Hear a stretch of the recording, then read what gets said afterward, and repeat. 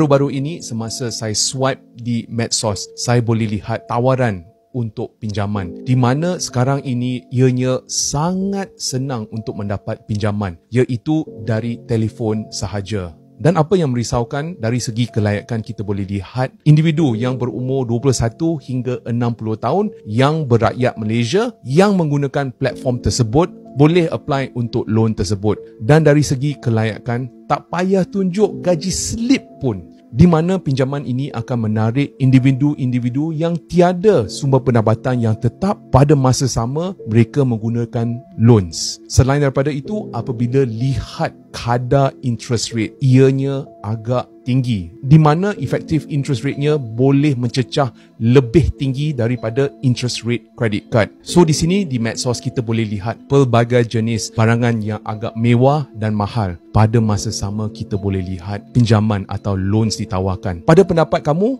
adakah mengambil pinjaman untuk hari raya telah dinormaliskan? Sejujurnya dengan kenaikan semua barang baru-baru ini, meminjam seolah-olah satu-satunya jalan penyelesaian.